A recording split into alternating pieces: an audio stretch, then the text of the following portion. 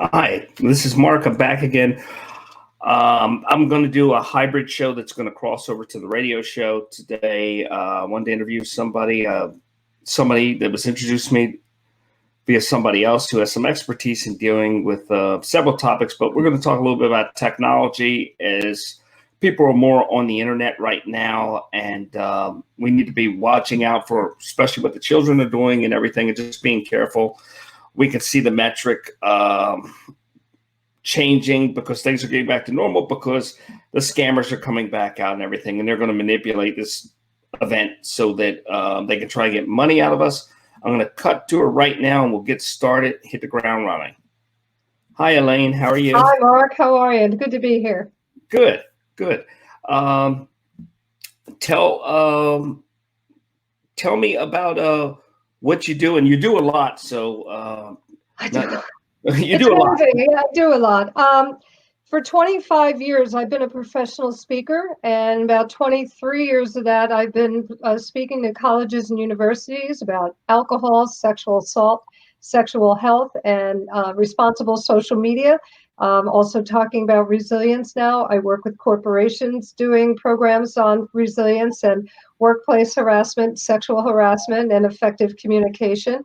Most of my work with colleges is with collegiate athletes.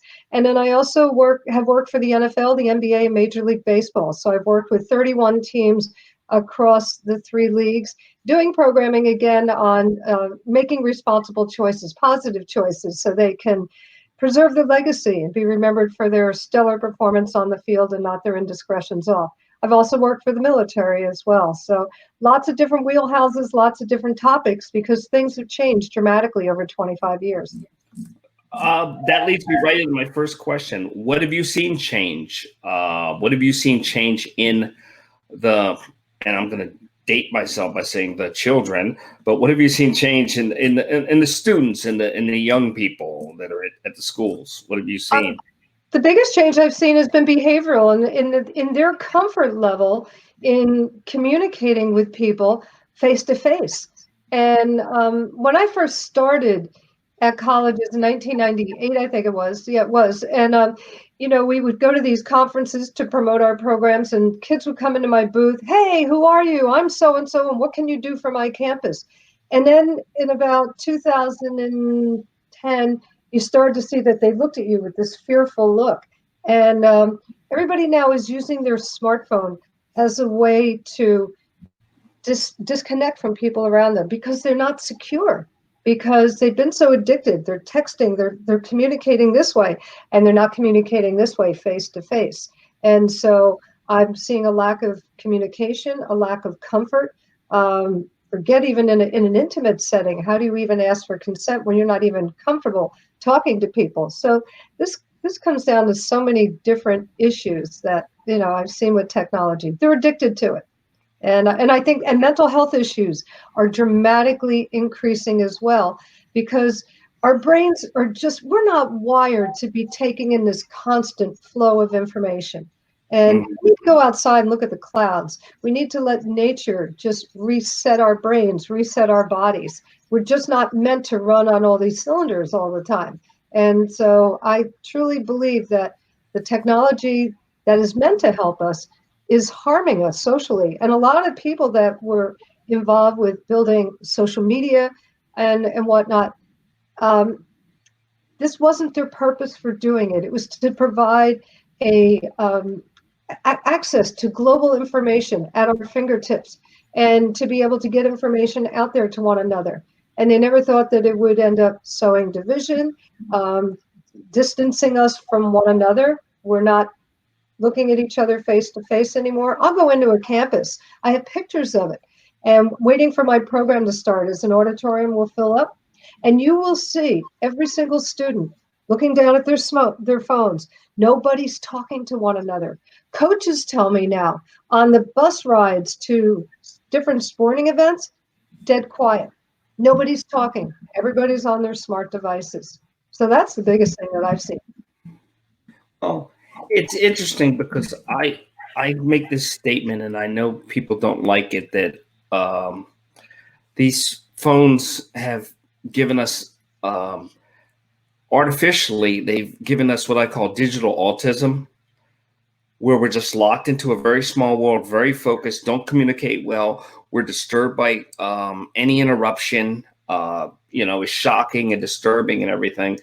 And it's just getting worse because from 4,000 years ago or whatever, we wrote on the walls of the pyramids with picture symbols, and now we're doing it again with emojis. We're going backwards. Emojis are just hieroglyphics on the screen. Right.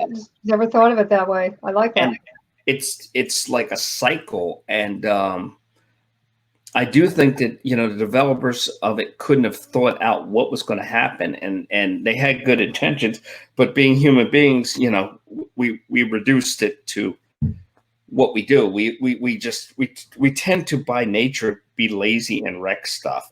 And we have to rise above that because, I'm convinced that when we land on Mars, that we will put in a liquor store and a nail salon first, because that's just our nature. It's low hanging fruit. How can people, while they're confined with their families, how can they monitor their children's activity on the internet without starting a war in the house? How's that done? I've raised two sons. They're now 30 and 28. And it's easy for a parent to, especially, I feel for parents. I feel so lucky that I have it easier. I don't have my kids at home to try to homeschool and to educate. But I think what parents need to do is to organize activities and structured time during the day that gets them outside, or just at least pulls them away from the internet. So maybe it's putting a jigsaw puzzle together. Maybe it's a board game. Maybe it's doing some artistic project. We used to do a lot of amazing art projects together as a family, and my kids are so creative now as a result of it.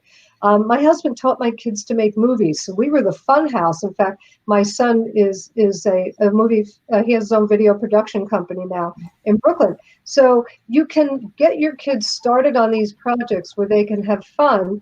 And my husband started teaching my son stop action, with Playmobil figures, or you're building Lego towns. There's so many different things that we can do to be creative and just unplug them. And they have to monitor the kids, and they have to be willing to take a stance. A lot of times parents want to be friends with their kids, and kids need guidance, and they like structure, and they need discipline. And we shouldn't be afraid to discipline our kids and just say, look, this is the way it's going to be.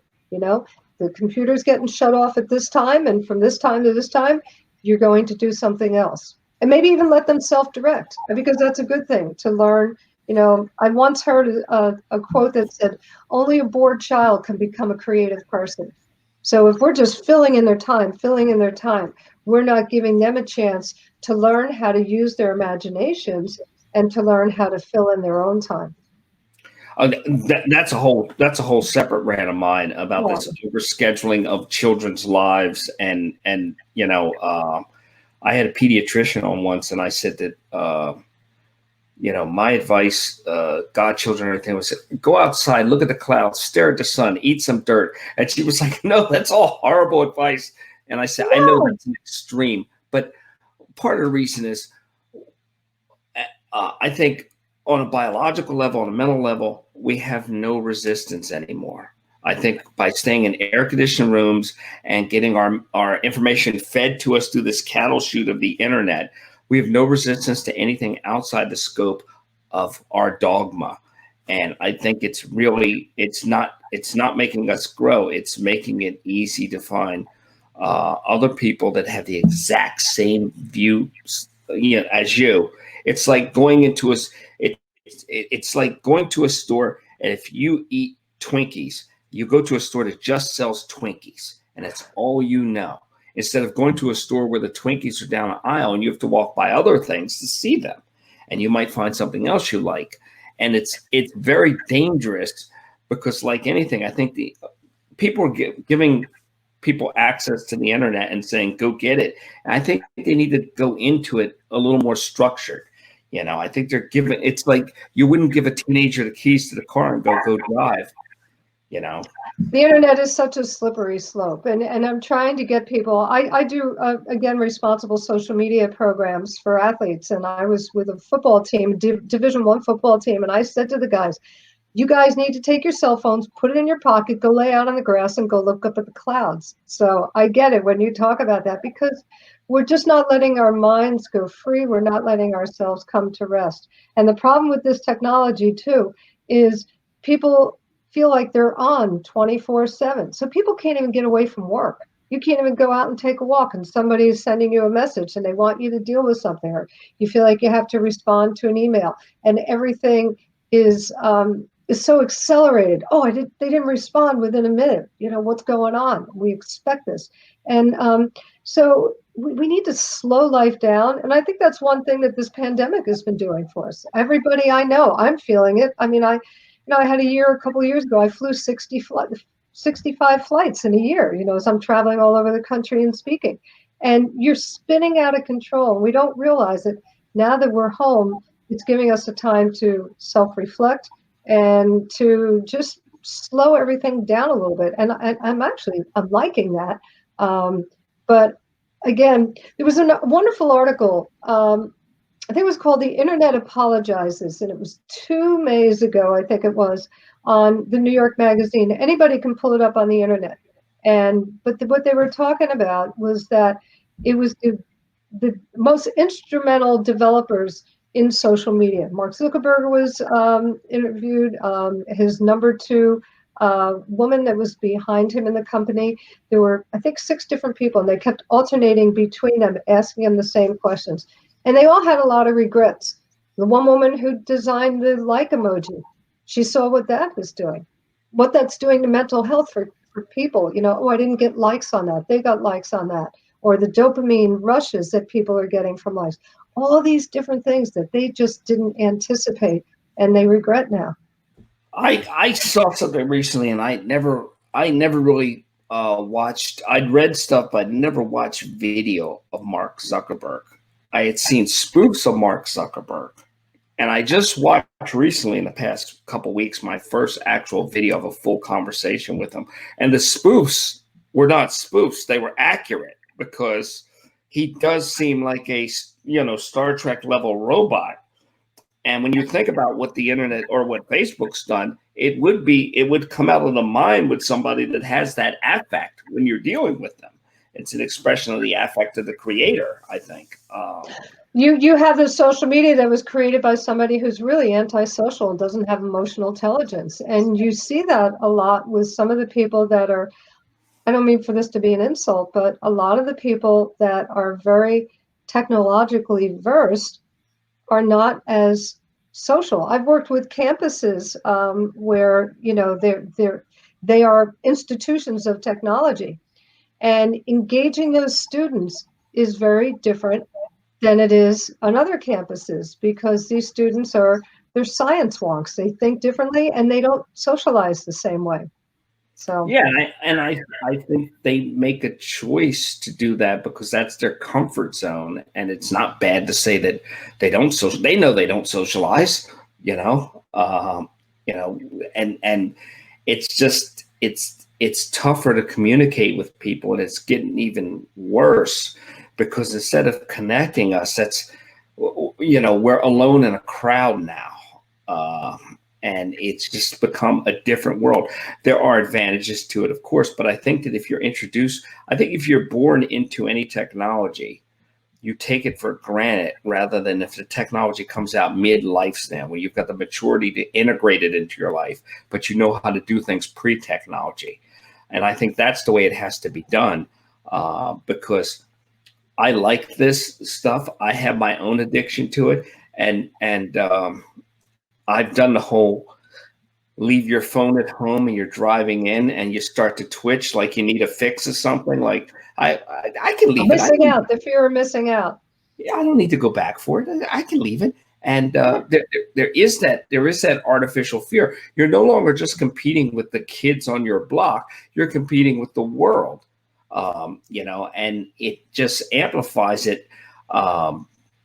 I think that's a bad thing. And I think, like anything, it's the responsibility to the people that create whatever it is and are there before it existed to educate people on how to integrate it into your life.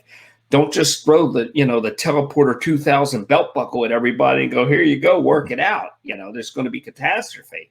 And there has been, because I tell people all the time, I have nothing but respect for people that are not on social media. And if you're not on it, stay off it, because there are great things that come from it, but you really have to sort through them. And we see a lot of people that take breaks from social media too. I've had a lot of friends who are just like, I'm tired of this. I'm tired of the toxicity. I'll see you in a month. Well, they check out. That's my fear. That's my fear with this event. You were talking about it making people better, and it has in many ways. But my fear is American short memory on certain things, and that we may come out of this, and I would like to see people come out of this and decide that they don't need as much of this, and they're burned out from it, and they want more real interaction.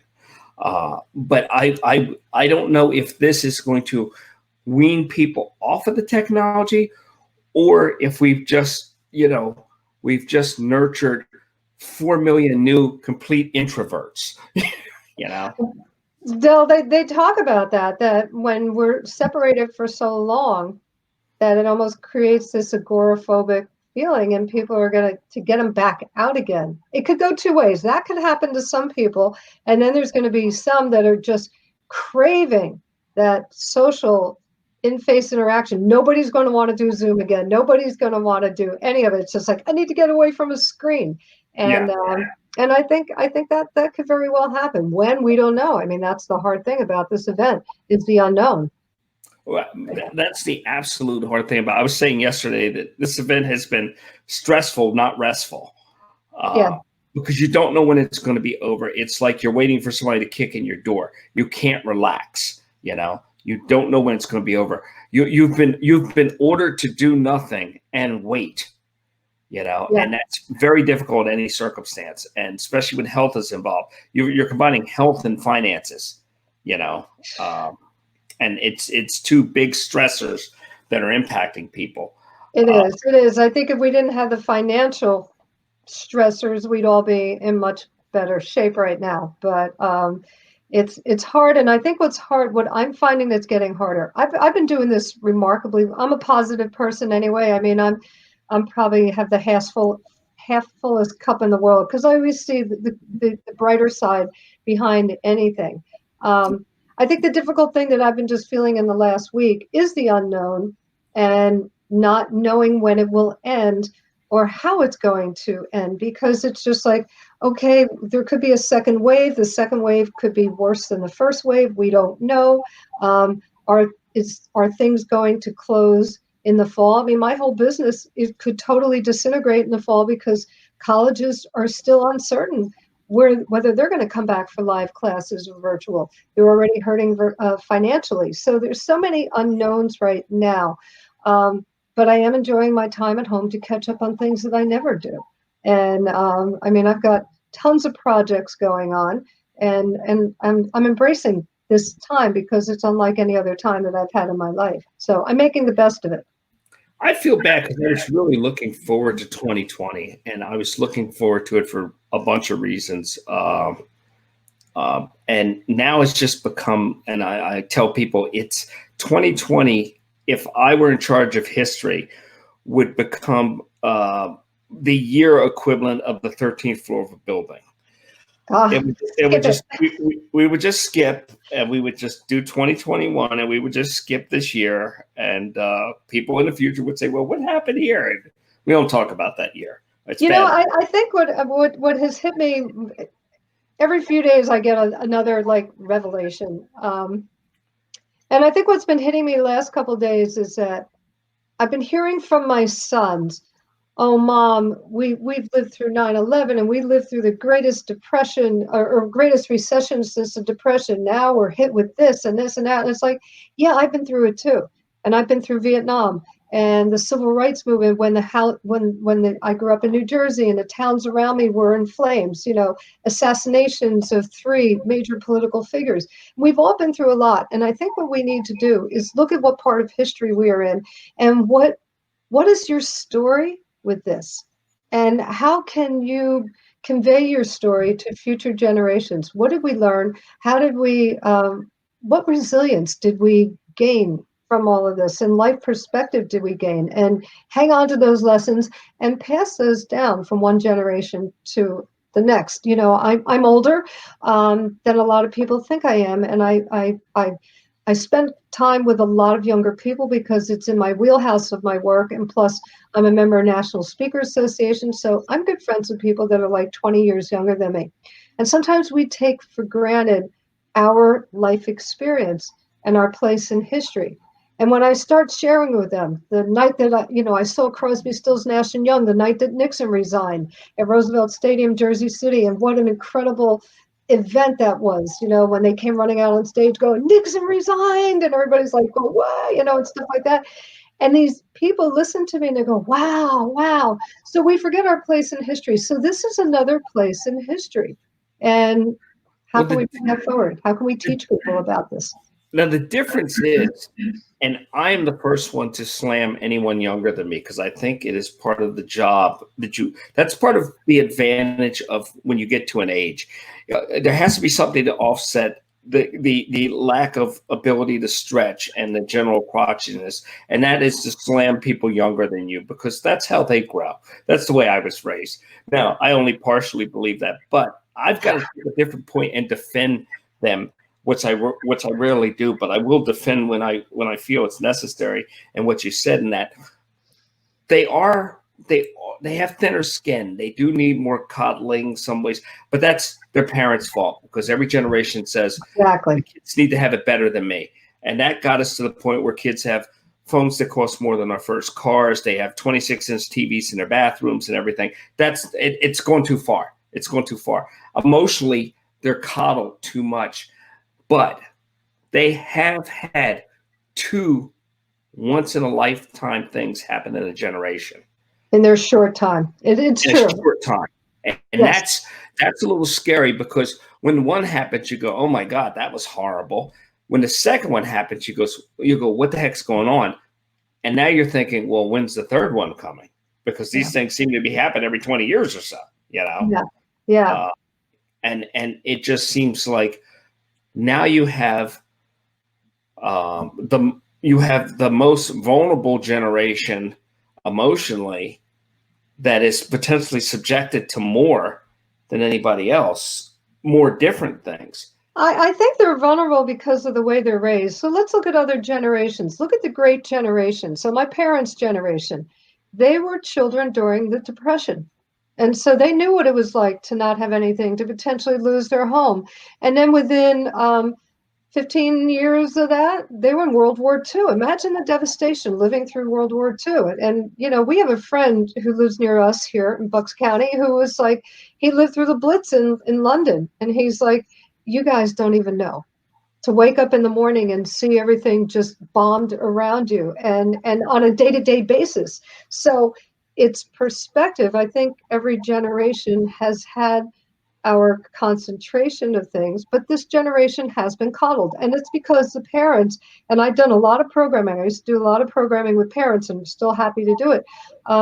It's a helicopter parenting trend where they wouldn't allow their kids to fall. They wouldn't allow them to fail. They get trophies for showing up.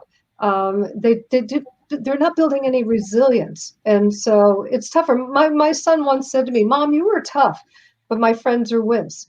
And because I made them, all right, you brought your Beanie Baby to school when I told you not to, somebody stole it. Well, get your own allowance and go out and buy one. I'm not going to go buy you one. Just little things like that, like having them bear the consequences of their poor decisions. That often doesn't happen enough these days. You can be a loving parent and you can still discipline them in a very fair, open, and honest way. And they'll appreciate that. Yeah, I see children, they're adults, and they don't,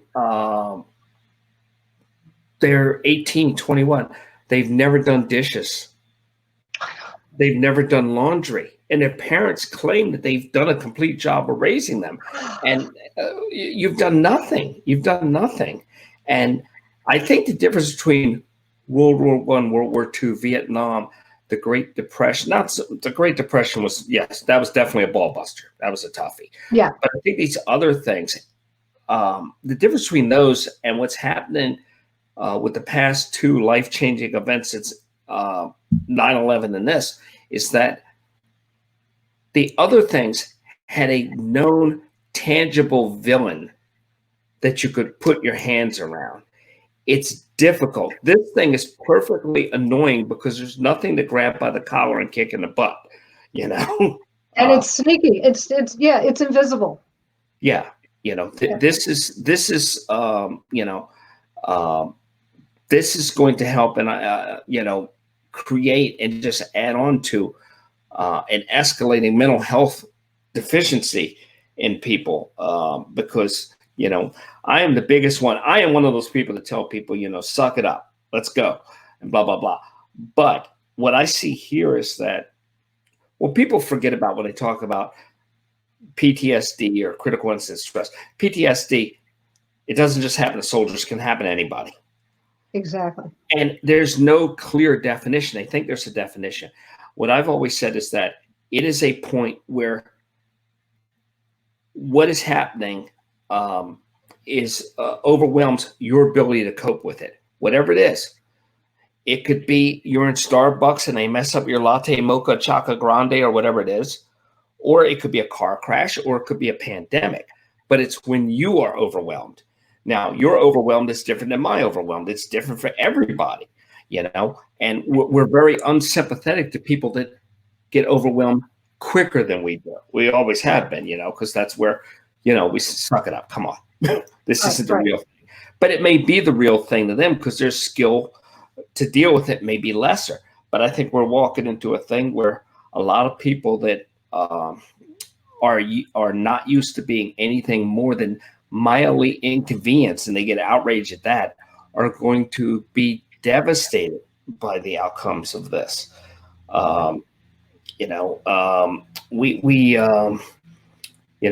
I think that what's going to happen is that we put a generation in a place where they owe a lot of money. They're under a lot of stress.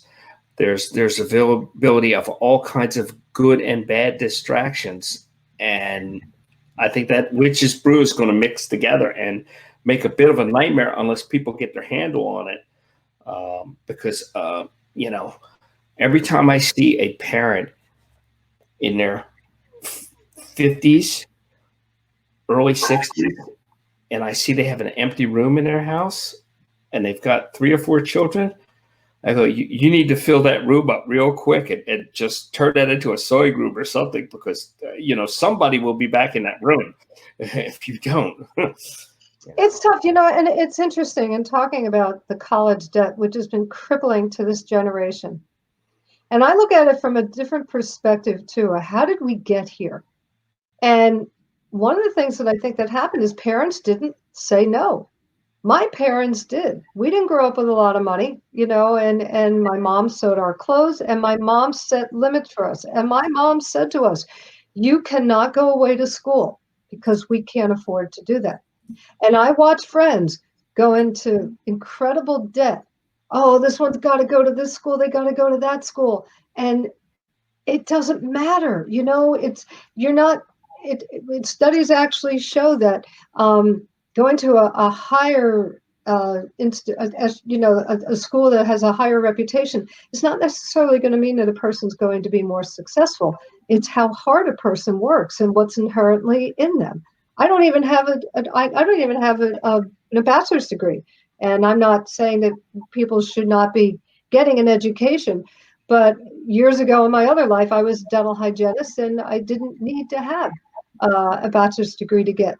I went to college for 3 years, but I'm the hardest working woman on this planet, and I do my own homework and I do my own research. So I think that we shouldn't put our kids into debt. My sister held her ground when her daughter wanted to go to a private school that was further away, and she said, nope, you're going to go to a state college close by, because you'll thank me years from now. So I think we have to be willing to do that for our kids too. Well, we chewed up a half an hour. Do you have time to do a little bit of after show? I'm happy to do it. Okay, let me just run this and then we'll do the after show. And that way Okay. you can edit it. No, that's the first time I ever ran that. I don't like it. I thought about putting a light on because the lighting keeps changing. Is it fine? I guess it's all right. Yeah, you're fine. You're fine. Okay. We're not going for any awards here. Don't worry about it. Okay. You talked about the parents kind of coddling. I'll use my word, coddling the children. And I think that every generation has been coddled. I was coddled compared to the generation before me. And, and I'm not saying that we need to go back to, where grandma sends you out, because the way you can define coddling is that grandma always wants to discipline you different than your mother. And that's kind of the generational gap there, where you see that skip, where mom is hard on you.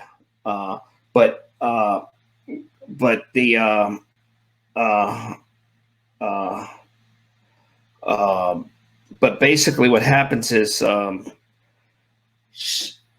you go and you do these different things, and grandma wants to go out to the shed and tells you to get a switch as big as your thumb. The mom's like, no, and it skips a generation. How do you feel that parents can counter adapt? You've got an 18-year-old kid. How can you counter adapt to that and bring it back to reality without? I don't believe in abusing your children, and I argue with people about that. But I also argue with people that say you never hit your children, and you can't be extreme in one way or another.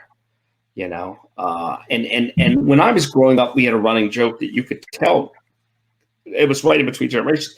You could tell such and such was never hit by his parents. You could just tell because they push limits a little differently. People that are just push limits differently. I was hit as a child. Some people would consider that child abuse. It was the way that most of the people in my neighborhood were disciplined. And there's studies that show when we do hit kids that we teach them that violence is an acceptable way to resolve conflict. So we have to be careful about not hitting kids. I try my best not to hit my kids. But there were times when the two of them were sitting there, and boys can be boys, especially 2 years apart. And I would just look at them and I would start hitting the wall with my fist, and they would be like, whoa. And it was like, look, I don't want to hit you. And so, that's what I would do. But I think that talking to our kids is so important. And it's interesting because you're seeing how the generations are changing. I have a friend who posted a photo the other day of his child decided to paint a picture, but he did it on the couch. And the kid is 5 years old, and he removed the picture and he showed you what the couch now looks like around the edges. And he goes, what would you do? And I could tell that he was frustrated and he really wanted to discipline. And everybody's like, don't squelch his creative spirit and don't da. And I could tell by the way that he was responding that he was struggling with the responses that he was getting. So I private messaged him and I said, look, this is a teachable moment about what's acceptable and what's not acceptable. You let him know that there was an easel, because they said there was an easel nearby, and you make him help you clean the couch and show this. You've got to do something instead of just saying, don't squelch his creative spirit. And he wrote back to me. I thought I hadn't heard from him in a couple of days. I thought maybe I overstepped my boundaries. And then a couple of days later, he said, Elaine, thank you. I am old school and I needed this affirmation that what I'm doing is right. And it's important to discipline our kids, because if they get the upper hand, it's going to be hard. And then you see these teenagers that are out of control, or kids that are just defiant. We need to learn to follow rules. Yeah, and I think that a little bit of discipline keeps you from pushing too far, and you end up hurting somebody, hurting yourself, going to jail, some nonsense. Yes. And I'm not saying, because I remember my father talking about dealing with a relative, and and he had it out with him, and it was unusual to see two adults go at it about. He stepped over the line and went at him about the way he was treating his children, and so we were driving back, and I said, "Why did you fight with him?" And he said, he was being abusive to his children, and he was very casual about it, and he was hitting them, and I said, "Well, you hit us," and he said, "There's a difference. I warned you, and I disciplined you when you disregard all of the warnings repeatedly." He said, "I don't come home from a bad day and take it out on you." That's what was happening there. That's a good point. And that always stuck to me as, that's what the difference is with abuse. When you're taking out something else on somebody, I think if there's times when it's not helpful to do anything physical. And then there's, but you have to do something. You can't just let the kid just paint the house whatever he wants inside and out. It just say, anything is squashing his creativity. Yeah. I was blown away as I was reading the responses to this, and it's like, oh, this is not good. And you talk to teachers, anybody that has worked in education for a number of years, and they talk about how much more challenging it's getting because parents don't want to discipline, and there's that, oh, not my kid syndrome. And when my first son went to kindergarten, and I went to pick him up one day, we pick him up outside, and the teacher came to me and said, "Elaine, we need to talk about some behaviors that we're seeing." And I said, "Okay." And she started to tell me, and I said, "What can we do? What can I do to help this situation?" And she went, "Whew." And I said, "What do you mean?" And she goes, "Because whenever I bring this to people, they get really upset, and they're like, 'Not my kid.'" And it's like, no, yeah, sure, it's my kid. My kids, none of us are perfect, and we've got to discipline. It's just it's our job as parents. We have to be parents. Well, when I talk to teachers, and teachers are my favorite interviews. I think in part because I'm trying to make up for how horrible I was as a student, and I wonder why they even let me live, because my tolerance is so much less. But teachers are great, and I ask them, "What's the toughest part of the job?" The answer is always the same: the parents. Yes. And it's happening at colleges now too, Mark. It's unbelievable. I worked with a campus in South Carolina. I do a lot of programs for the coaching staff as well, and talking about high-risk trends that we're seeing in our youth today, and how they can have observed behaviors that indicates that a student is struggling, and how they can have more constructive conversations with them to guide them to get them help. So I was with the coaching staff, and I said, "Okay, so what kind of issues are you having with your students this year?" And they kind of looked at each other, and they shrugged, and they said, "Kids are fine. The parents are killing us." They're getting calls on Monday morning from a parent. This is college. "Why do my kids sit on the bench this weekend?" It's like, this is not fifth grade Little League where everybody should get a chance. You work for it, you earn it, and you start and you play. And that's just the way life is. It's just, it's so frustrating. I've heard that from college level people saying that parents were calling with grade school level things about my child wasn't chosen, or they were treated unfairly on this test or stuff like that. And they don't even know how to cope with this because the child's an adult, the parents, everybody's supposed to be an adult. My favorite story is a campus in Long Island. They had a snowstorm. It was about like 2 inches. It's a largely commuter campus. And security got a call and said from a parent, "Who's going to go out and defrost my daughter's windshield?" I mean, it's like, really? Does a kid today even know what a dipstick is to check their own oil? We checked our own oil, didn't we? I make everybody and change your tire. Let's go see where the jack and everything is to change your tire. Now, do I want the kids to change the tire? No, I don't. I want them to know how to, though. Just in case. Yep. Just in case. You shouldn't sit there and be a victim of whatever event happens when the tools are around you to survive it. That's the bottom line with me. That's not being a survivalist, a prepper, or any word that people want to put on to go to an extreme. That's just wanting to get home at the end of the day, Right. Right. Safe. Yeah. You No, know, but we need to teach skills. We need to teach um, structure, routine. Kids should be cleaning the house. We cleaned the house when we were kids. My kids clean the house. You clean your bathroom. You make your beds every day. Just little things like that. So they're part of it. You help with the dishes. All of those things. And you don't see that a lot. I mean, my sister-in-law was like, "Oh, he doesn't want to work. We're not making him get a job." Well, I drove my kids to different places, and if they wouldn't get out of the car to go in and out to apply, I'd say, "I'm just going to sit here till you get out and do this. Otherwise, we'll sit here for a few hours." They have to learn. I I I have a debate with my buddy whose kids, my godchildren, they're raised great.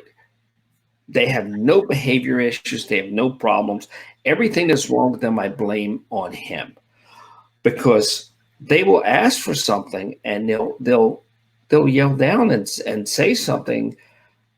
And during this event, they've been in their rooms like kids are, but they've been in their rooms forever, and they'll say stuff. And I say, they yell down. They seem to think that they are staying at a hotel that has bad service. The way they talk to you, they yell down to the concierge, or they're calling the front desk because there's a smoke alarm battery low, and it's like, then tell them to go take care of it. And it's just amazing to me that, and we'll be talking on the phone, and he'll say politely to his dad, child to father, he'll yell down and say, "Dad, can you keep it down?" I understand what he's saying, but my eyes do the same as yours. I can't imagine a situation where I would tell my parents, "Hey, can you keep it down?" Oh, they would no, it wouldn't fly. I mean, I hear kids talk to their parents. We were not allowed to talk to our parents in a disrespectful manner. It wasn't allowed. Couldn't do it. And I just don't get that where you have that level of, I don't even know if it's just disrespect. It's just they're oblivious. They're oblivious to the meaning of their words. I don't think it meant to be disrespectful, but back to the devices that we were ranting about earlier, or I was ranting about, but they teach us a different way to interact, and people are not learning to interact with humans different than they do with the device. You make a demand or a request and you get a response, and you don't say please, you don't say thank you. You just do it, and they're doing that with people. Well, there's so much missing from not communicating with our devices. Communication is 60% body language and 40% verbal. And so we lose those micro movements, micro expressions that give us the feedback loop that stimulates other areas of the brain. So there's a whole biological thing that goes on when we're not doing that. What we're also seeing is the incivility that's increasing and the levels of bullying and hurtfulness that has gone up. I've even seen it. I've unfriended longtime friends that, people that I grew up with, because they start calling me names instead of being able to debate. Don't call me a libtard. The minute you call me a libtard, that's it. I'm deleting you. And so people don't see that when they're typing, they don't see the hurt in the recipient's eyes. And what we don't realize in terms of bullying with kids on the internet is that I got bullied plenty when I was a child, and you could go home to the loving arms of your family and you can escape that. But the problem now is that when it's on the internet, that kid can go home and they read those hurtful words over and over and over again, and it stings just as much as it did the first time. And so they can't escape it. So we're not learning to be civil because, again, we're not seeing the expressions and the hurt in people's faces. Yeah, and it's interesting because I call it, they used to call when I was growing up drinking, it was liquid heart. You would get braver. Your mouth would get looser. And I call it digital heart when you're on the internet typing stuff and you're the toughest guy on the internet. You know, years ago, we had a situation where I do search and rescue missing persons, and somebody went on and they threatened to poison one of our dogs. And because they were doing stuff in a place and we kept interrupting them. And I asked him to recant his statement on the forum. I went on, digital old man and said, I'm hoping you just spoke out of school and I'm going to give you a chance to recant your statement. And he said, no, first chance I get. And I said, well, I don't understand these interwebs that well because I'm old. But what I do know is this. I am really good at finding people. And within 30 days, I will have my hands around your throat. And then we'll talk about it like we used to. And you won't be able to hide. And within 30 days, I did. I engaged him personally, and he changed his story. And I told him, I said, whatever you do has consequences. I said, and whatever you type on that thing, if it's the wrong thing, go to bed knowing that some old guy is going to show up and tear you up like pie on a windowsill. Okay, whenever we want to. That's the consequences they've lost to their actions. People have anonymity. There's no consequences. I tell people, I want you to be the reason that somebody has a good day and not the reason that somebody has a bad day. So be intentional what you're putting out there. And they find that people who are people who post more positive posts, it's an indication that that person will live longer. I read another study that said that people that post more negative posts will have a more propensity to having heart disease and other issues. So you can see personality types. I try to be. I'm always positive. I try to bring beauty into people's lives. I bring stories into people's lives. My husband and I have been doing these dance videos to make people laugh. We're dressing up in costume, and we've gotten such an amazing response. And just because of having to shelter in place, and people are writing to us saying, "Thank you. We look forward to this. You made me smile today." So, what can we do to make people feel good? Yeah, I don't understand. I'm not inherently a positive person. I'm not a negative person. I'm a realistic person, and often that makes you appear negative because that's the way the world's going in some ways. Right. And you try and do things out of kindness, and you try and find the positive in something that hits it. And there's sometimes I can't. There's sometimes I am a person that am frequently annoyed by overly positive people. And I do have a very selfish Schadenfreude kind of enjoyment of watching an overly positive person deal with actual reality, Right. and the facade drop for a second and go, yeah, it gets tough. You can't. It's not all Skittles and rainbows, is it? Right. Yeah, no, it's true. I mean, you don't want to be a Pollyanna, but Right. you can. I've been knocked around quite a bit in my life, and have had some untimely losses in my life, and it taught me it's perspective. To me, life is about perspective, and so my mantra is nobody died today. It's a good day. I mean, I don't get upset over the small stuff. I don't sweat it, where some people do. Well, I remember my dad used to say, if you're feeling well enough to whine about things, you're doing okay. I like that. I You like know, that. That's a and good one. and I can tell that the world is starting to get back to normal because people are starting to whine again. The robocalls are starting, the scammers are coming out, the Nigerian princes are coming back out. People are starting to whine about stuff, and the world is getting back to normal in the sense that not that anything's fixed per se, but I think that this thing, and I don't mean this, I don't actually mean this, but I think that the world is going to turn to collectively turn to my grandmother and pretend this thing doesn't exist anymore and just la it away. Well, I feel like the world is, I'm not even know if I would use the word world is getting normal. I would say the world is getting impatient. Right. And this is a lesson in patience. This is a lesson in seeing the big picture. And what we're also seeing with this pandemic is it's geographical. So here we are in the Philadelphia area. Every day, actually, it's almost twice a day, I'm learning of somebody else who lost a friend or a loved one to COVID. I personally know 3 people who have died from it. But I mean, I just read about somebody else who just lost a very, very dear friend. So being close to New York, being in the shadows of New York and New Jersey, It's here. Other parts of the country, they're not seeing it and they don't understand. We don't want them to get like we are, but they don't. If nothing happens, that's what you want. And they don't understand that. Right. Stay home, nothing will happen, and that's okay. We'll get through this. I started out a skeptic on this, and I still am a partial skeptic. I'm not of the camp that it is the end of the world. I am not of the camp that nothing is happening either. I think both of those extremes are crazy. I think that something is happening. It is worse than what we normally deal with. It is being magnified and given constant attention. There's constant news conferences where they really don't have anything else to tell us. They're wearing us down with no information, not even disinformation.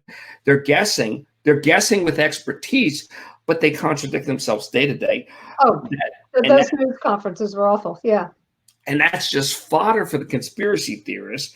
And that circles around and distracts from how important the issue is. And the virus isn't, I don't believe that what happens is the issue. I've never been that way. I believe that how we deal with what happens is the issue. Okay. Right. So I don't even want to, I won't even go into it was a conspiracy. It came from here. It could have been blah, blah, blah, blah. Okay. That's fine. Whatever happened. We're dealing with it. What are we going to do next time?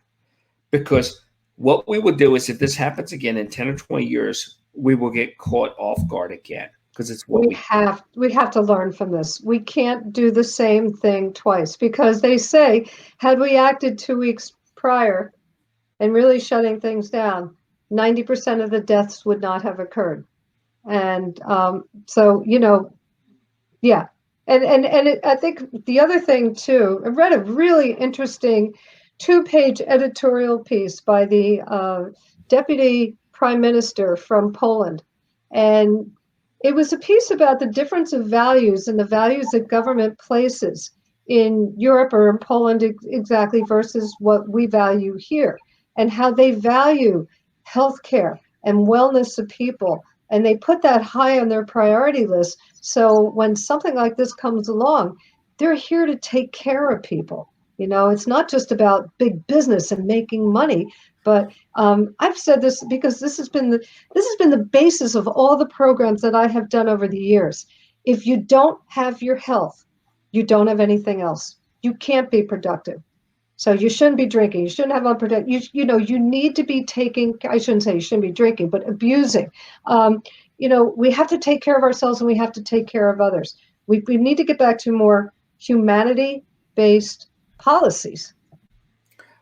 Yeah, I think we've lost our perspective, and this event hopefully is giving it back. But the event is really deteriorated into, we fought battles on beaches in other countries. We fought wars. That's the other thing that's different about this and the two events that have happened in this one generation, where I'm giving a little leeway to them. America always had a good strategy, and we always fought the battle in our neighbor's yard. We always wrecked their lawn, Right. These two have been on our territory, and that doesn't happen. This is worldwide. It's impacting everybody. But I just think that, I've seen people, when people are complaining that they can't get enough box wine to drink in their driveway, I think, God help us, it's getting back to normal, Yeah, or getting their nails done. It's like, really? That's important? Well, there's so many things about this that confuse me in the beginning, and not that there's any one strategy for this, but they gave contradictory information and they raced to give information. They should have done. Como locked it down. I think he handled it well. I'm not pro or against Como. He locked it down. He did it well. I think he did leadership. He made tough decisions. I think in Pennsylvania we saw a little bit more mollycoddling and pandering and going back and forth. And then I would go out to a store. You have to wear a mask. You don't have to wear a mask. Well, we suggest you wear a mask. We want you to wear a mask. We'll fine you if you wear a mask. We'll ticket you if you're not inside, even though you're homeless. Or all these different stupid things where I said at the very beginning, I fear they're going to just do what they always do and monetize it and fine you for not obeying their supposed rules Wearing a mask, people say it's a law. It's not a law. It's an executive order. No one voted on it. No one approved it. It's executive order. There are different things. There are different things in court. Now, you go out in the store. I've gone out, worn a mask, and then I see everybody else has a mask off. So now I feel this weird mass peer pressure to take it off. Or you go in the store and none of the staff is wearing a mask. Or you see public safety employees not wearing a mask. It sends a message. Or the governor at his news conference with his staff standing right next to each other, no mask in hand. And it's like, you're not immune to it. You could get it from each other. If you want, at least play the game. At least give us the optics that say that you support the words coming out of your mouth. And they're not even doing that. They're not even committing to that. So how do they expect us to obey this? And whether the governor lets people out on his own or not, it's 2 weeks before people go to the streets, and just start going out. They're already doing it. And people got frustrated. People told me the number one thing that frustrated them in the beginning is the willy-nilly list of things they closed down, and things like landscapers were allowed to continue. The fact that they have parks closed, but golf courses open. There's a clear economic bend to this, Yeah. Free park isn't available for us. I mean, yeah. No, you're right. It's very weird, but I would love to talk to you again in the future about other things. I know we only touched on one thing and we went all over the road, but we only touched on. Sorry, we were all over, but it was good. It was a wonderful conversation. I truly enjoyed it. And that's what I like to do. Conversations, no script, and just have a conversation. But I know you got to get to your gardening. And no, it's fine. I still have another 10 minutes. Just somebody's coming to pick something up. So it's up to you if you want to talk more, or if want to schedule something, and we can zero in and hone in on just one topic and stick with that too. That's fine. It doesn't matter to me. I'm easy either way. So. Yeah, I never end up sticking to one topic, because I think that if somebody can stick to one topic, they're a little one-dimensional. You should, the car should not leave the road, but it should swerve a little. Right. Well, it's all intertwined. It's all part of it. I mean, we started with technology and went on to socializing and what's happening with COVID, all of it. I mean, and it's all relevant. All of it's relevant. Yeah, it all is. Let's we'll plan on doing it again. I said the same thing. I'm here. I'm not going anywhere. At least our part of the state isn't. I mean, what they're saying is that the northwest pocket of the state is going to be opening up on May 8th. But here. And the way I figure it, if that's their schedule, May 8th, at the earliest, we're looking at June 1st. At the earliest. It's going to be a while. And you know what's going to happen too, Mark? I was just reading an article. There was a park. I don't know what kind of park they were talking about in Miami that was opened up this weekend. 8,000 people showed up and nobody was social distancing.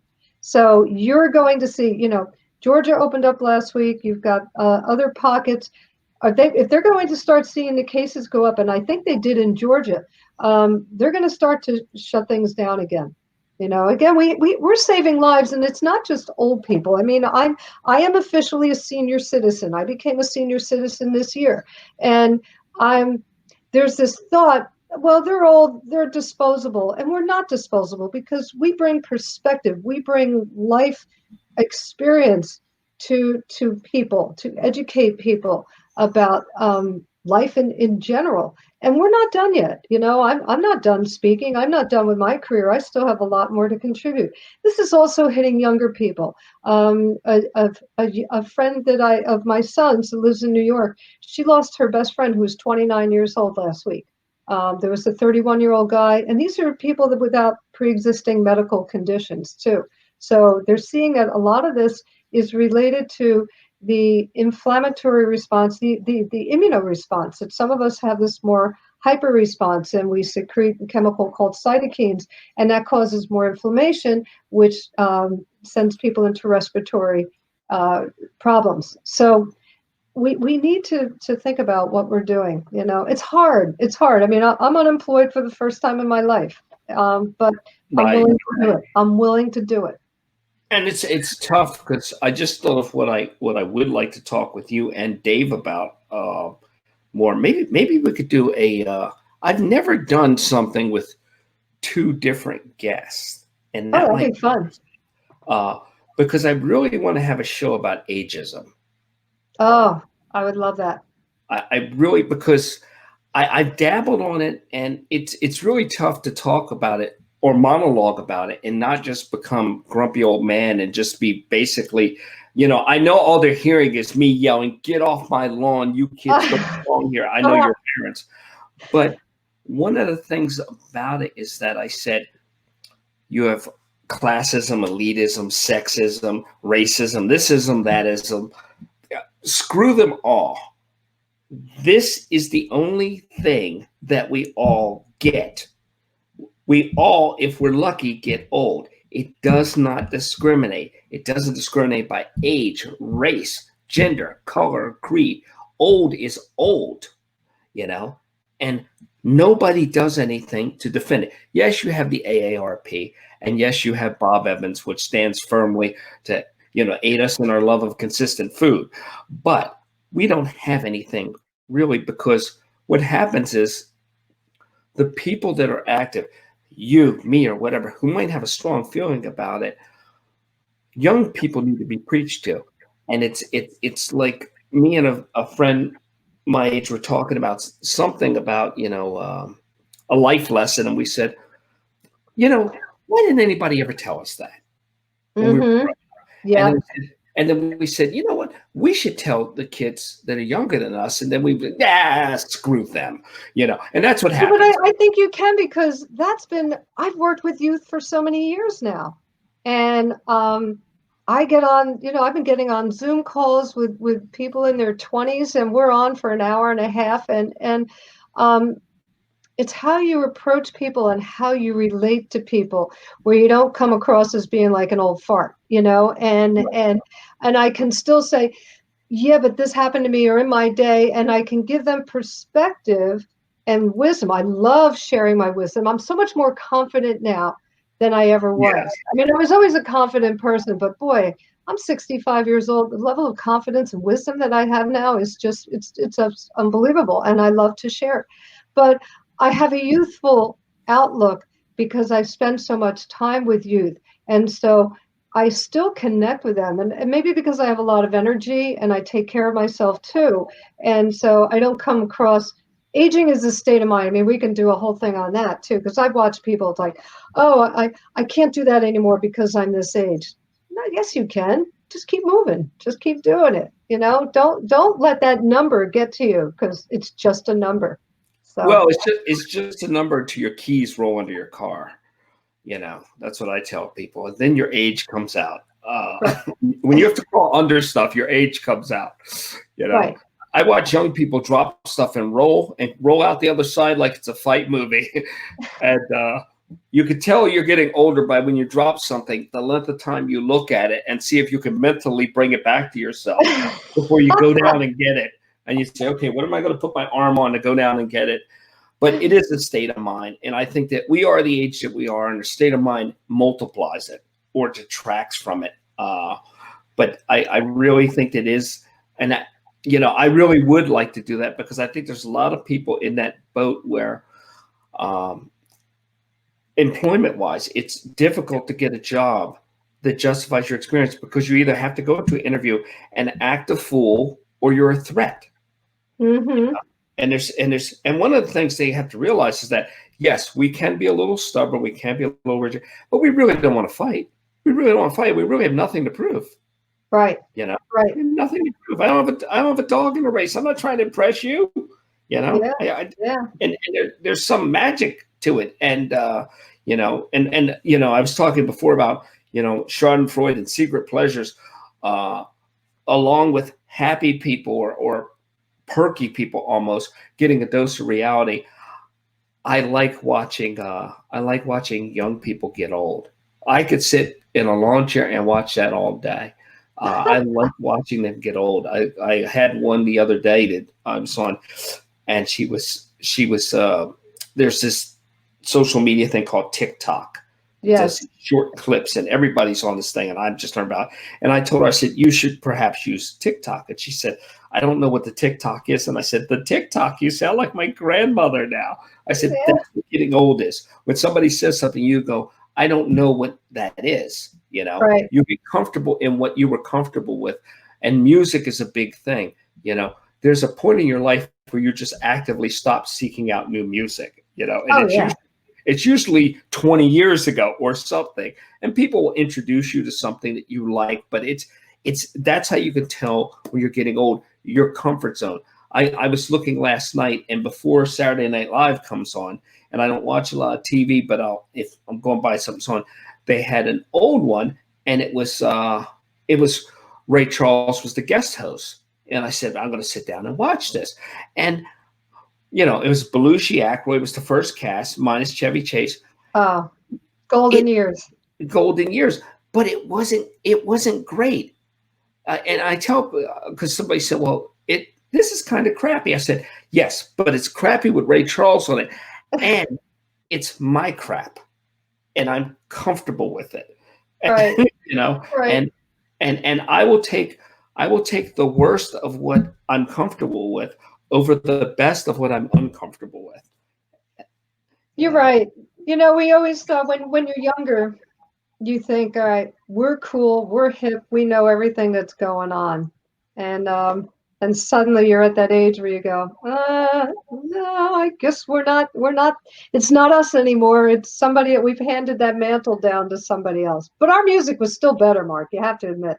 It absolutely was. And I think you found one of the keys to supporting your youthful state of mind is Adler said that you're not supposed, we make the mistake of having friends within our generation. And that means everybody has the same experiences, knows the same things, dies at the same time. You know, said, make friends that are younger, make friends that are older, extend beyond generations. Exactly. I believe that. I do too. I do too, because we can learn from people. We learn from both. You know, when I go to work and I don't stay in a hotel room, I will go to campus. I typically don't speak until the evening. I need a day job, but I go to the campus and hang out with the students. And I tell them, I learn more from you than you do from me. And it makes me better at what I do. It makes me, they're like, wow, you can relate to us. It's like that because I know what's going on with you, you know, and I think it's important that we talk and we ask questions. Sometimes dealing with younger people makes you feel young. So I'm at a point where it makes me feel old more than it makes me feel young. I've hit that point where it's just exhausting. But there is a generation of, I like meeting young people that were raised old because I have hope there. There's people with that wisdom, the old souls. Old souls, exactly. Old souls. But your friend's coming. I don't want to tie that up. Think about. I would love. You know what? Schedule it, and it would be great for me to see Dave. I haven't seen him in a long time, so I would be happy to share the screen with him and do a show with the three of us. That would be wonderful. That would be really cool. Okay. Yeah, pleasure. Okay. It was so much fun, Mark. Thank you. Okay. Thank you very much, and You're stay welcome. safe. All right. You too. All Okay. right. Take Bye-bye. care.